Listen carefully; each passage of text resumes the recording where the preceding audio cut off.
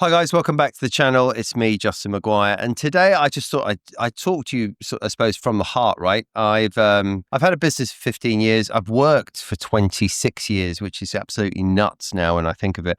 But I did a talk last week for the LinkedIn Staffing Forum, and in it I shared the journey. And it was in the audience, obviously, it was a lot of aspiring recruitment entrepreneurs, a lot of people that asked me questions, which have really sort of prompted me to do this video today. And that is, how would I run a business today? Now, how different would it be from the one that I started 15 years ago?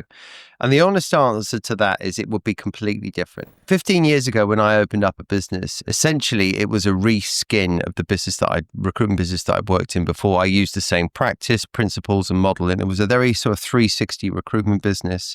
It was a business where, you had to find the clients, you had to find the candidates, you did everything yourself, and you ran around like a hamster in a wheel. It was incredibly regimented, and it was incredibly target driven. It was incredibly sort of high pressure suits environment. And now, that Wolf of Wall Street sort of way of working, I think there's elements of it which I think still wash today. But what I did was I grew that business in such a way that I don't feel is fit for purpose today, because today you have to be, for a start, the recruitment industry is so congested, so hyper inflated, that you have to be micro niche. You have to be so completely detailed on a slither where you've got an opportunity to scale. You have to accept that not a lot of recruitment businesses are of interest to any purchasers. So if you're going to make the bold move and set up your own recruitment business, understand that very few, it's like playing a lottery, very few people are ever going to be interested in buying your business. If you start a recruitment business and you think it's going to be something that you want to build to sell,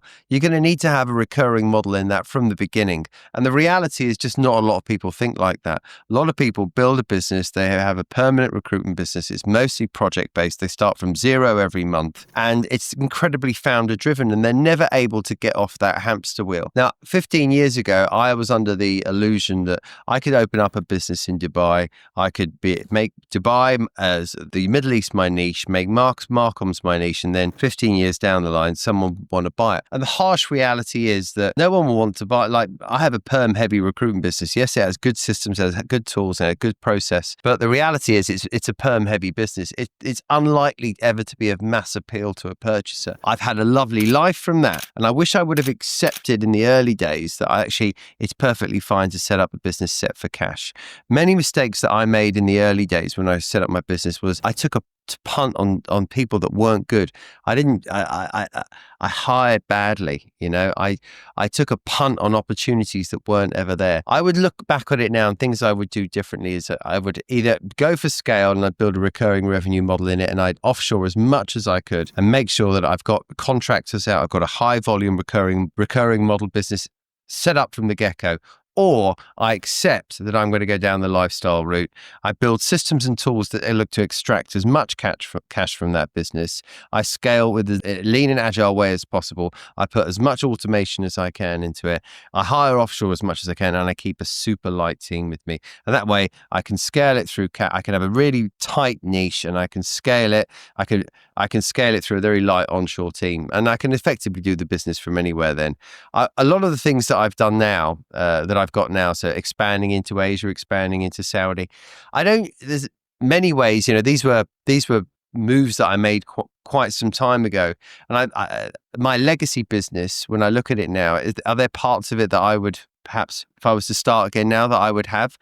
I might not necessarily have an Asia business, for example, because I feel that you could, with technology, you might be able to do that from anywhere. I think you need to scale, be very careful about the decisions you make in the early stages of growing a business. If you're going to take you're going to build a business for sale, or if you're going to build a lifestyle business, the choices that you make on that journey, if you're going for scale and you make choices which mean you then flip into lifestyle, you're going to end up with some expensive liabilities. Okay, you're going to end up with expensive liabilities on your P&L because you've had to pivot from an exit business into a lifestyle business. You've got to be very careful. You want to do each one. The decisions you make in the early days are super, super important.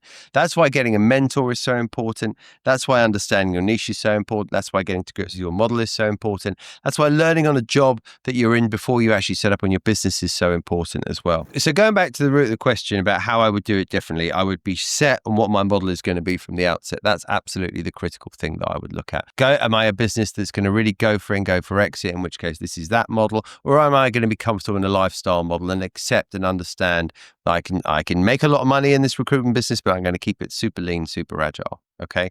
Looking back on it now, I think I tried one, it didn't work. I went into the other, and then it delayed me by a few years, and then I flipped it into more of a lifestyle business. So that's the first lesson I learned. The second one, the type of people that you go into business with. Now, I've had good business partners and I've had bad business partners. I never used to think about the divorce before the marriage, before I went into a business relationship with people. I always would think about the great things. I always would think about all the wonderful things we could do together. And yes, I think it's very easy to get caught up in the excitement of the buzz of having a new business partner, but I didn't really think about what could go wrong. And I had some situations with business partners where it didn't go so well, and there was quite a few regrets that I've got from just entering into wrong relationships, entering into bad partnerships, and making decisions on our business that again put us back a few years. So a big tip to anyone going into a business relationship is think about the divorce for the marriage. Think about, is this the type of person when the shit hits the fan that you want to go into battle with? How well do you know that person?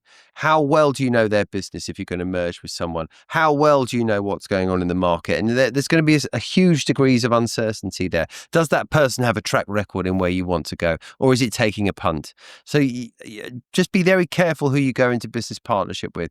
The partnerships that have worked for me have really been ones where we've been aligned on goals. We've had blood, sweat, and tears together as colleagues, and then that person's become a partnership through the business. So that it's literally grew organically from an employee-employer relationship into a partnership, and those have been the most successful ones for me. Whenever I pulled in external partners to a degree, it's not been the best amount of I've not had the most success. And from talking to a lot of founders as well, what I'm saying is pretty common. The third thing I would talk about is hiring. I think a lot of people make the mistake once they want to hire onshore, they want to get someone with them, the type of person that they want to hire. I would always recommend, particularly for most people, they bootstrap a business, they're in a pretty scrappy stage of their business. The reality is someone with a great CV working for, I don't know, say a Michael Page. Why would they want to work for Joe Blogs Limited?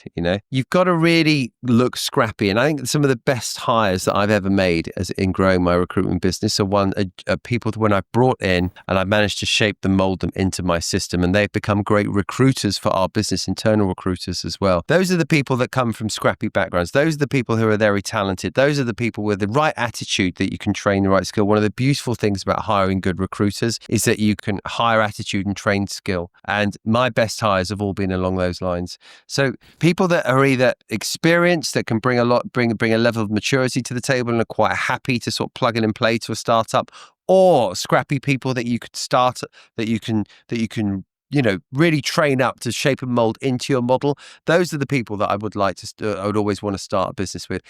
What I did was I once things went quite well, once we got our first, $1 million in the bank, I really started hiring from, people that on paper had these great CVs, but attitudinal wise weren't right at all. And I look back on it now and I wasted so much time hiring incorrectly from that. So again, looking back on it, what would I do differently? I'd have kept my scrappy team, and then I'd have probably brought in one or two really good seniors, layered with my offshore and layered probably with a junior talented onshore person. I think that would be a really great hire. And let's not forget, one of the keys to success of my business, the one thing that I train people, and one of the things that I think is super important, and point number 4 I'd make, is that invest in marketing early, because building a brand, building a presence for yourself is a real cheat code when you have a boutique business. I genuinely think that my cheat code to success in business life has been the fact that I've loved brand, that I've built on brand, that I've shouted the loudest from the hilltops, that I've developed systems and tools that enable us to stay lean and to market ourselves as loudly as possible. So having a really concrete type marketing strategy around communications, around putting your brand, not just around paid, around organic, around social, around presence, around sponsorships and affiliates. Having all that in mind from the outset is absolutely critical, and it allows you to hijack and jump into your niche at a super early stage. And if you do that and you deploy a lot of the elements that I've just said there's 4 little cheat codes I've given you on how I would do it again and how you can build a successful business. Guys, I hope you enjoyed this. A few nuggets there with my grey hair, and I look forward to seeing you on the next video.